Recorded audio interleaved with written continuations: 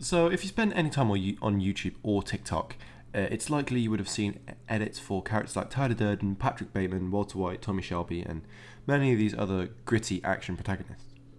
And if you don't spend any time on YouTube or TikTok, then I just had a stroke. But why these characters? Why are they so beloved by a large population of, let's be honest, usually young single men, to the point where people will base their entire personalities around them and will claim they are literally me? What traits do these characters have that make them so likeable? I mean, all on the surface, they should be all unlikable. They make and sell drugs and have been responsible for lots of death and suffering. So, why do people idolise them to this level?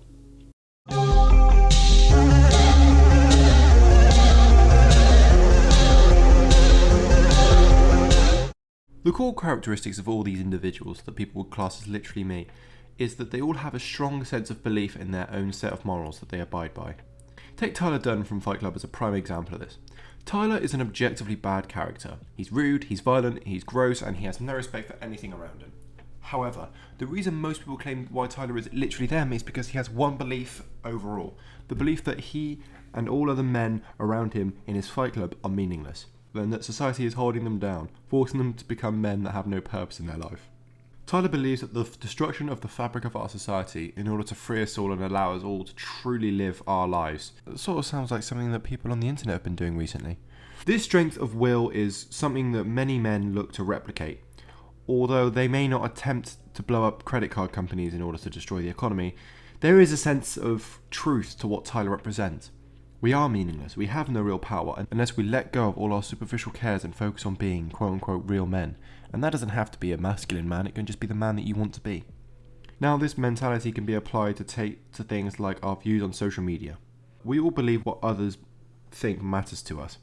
But if we spend our lives fearful of others and their opinions, we will never truly live. We'll be forever living in a cage of pressure to be normal. All iconic sigmas have this level of moral strength. However, they just apply it to other things, usually to either their family's prosperity or the pursuit of justice.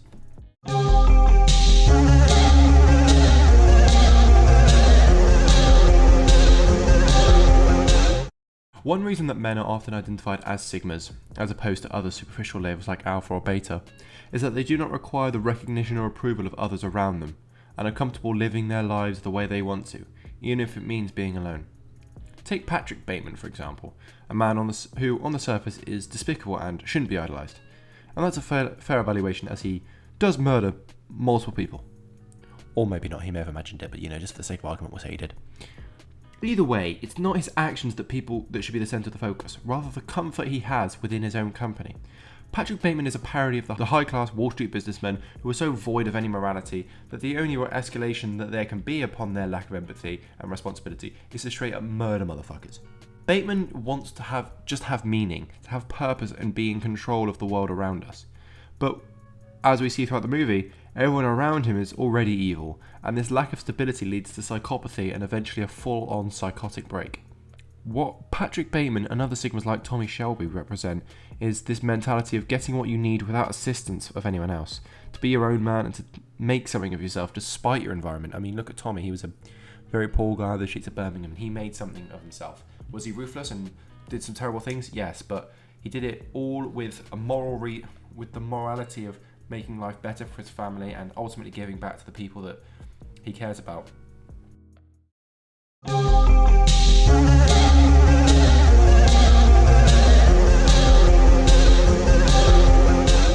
Lastly, we have resilience.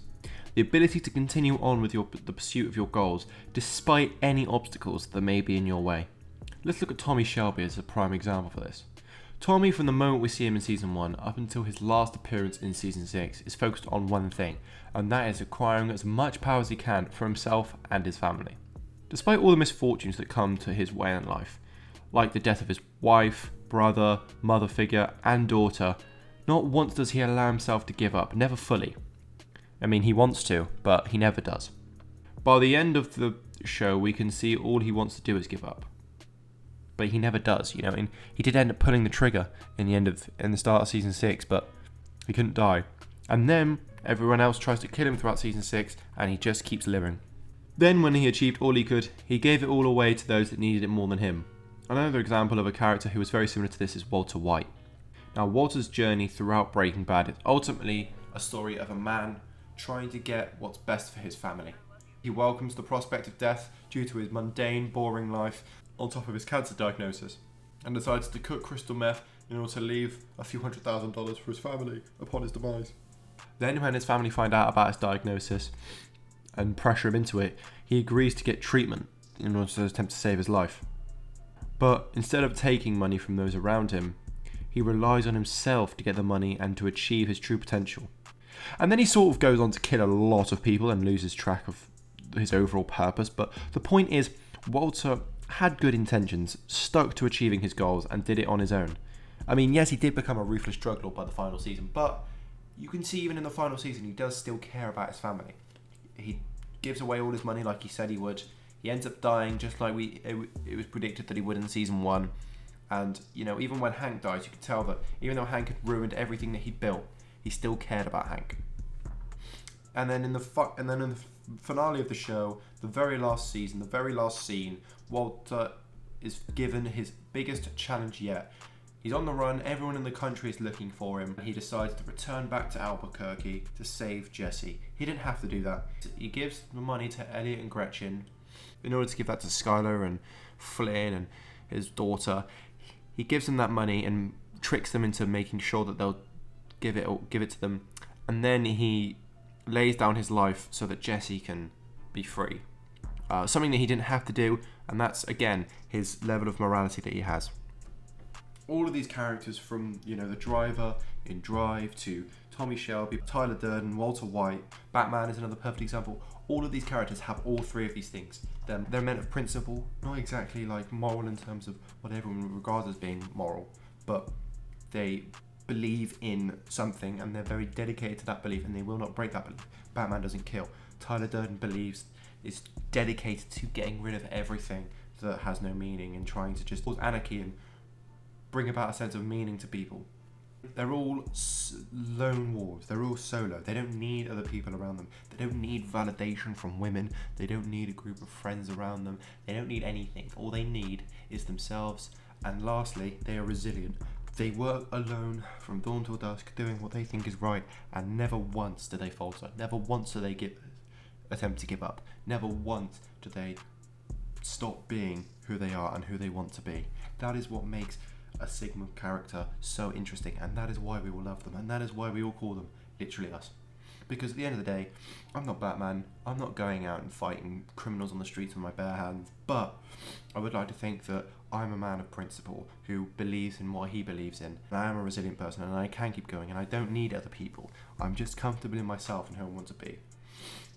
I mean, of course, parents get shot in an alleyway and I'm not a billionaire who goes around and eats just right. I don't have that much level of control, but the point is, they represent something that we all want to be in our lives.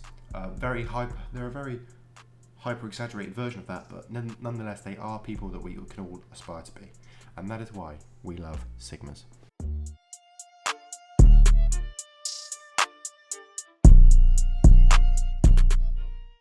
Thank you for watching the video. If you enjoyed, let me know in the comments below. Let me know if you want me to make more stuff like this, different character studies for other characters, anything like that. Just leave it in the comments below. Leave a like if you enjoyed. Subscribe, and I'll see you later.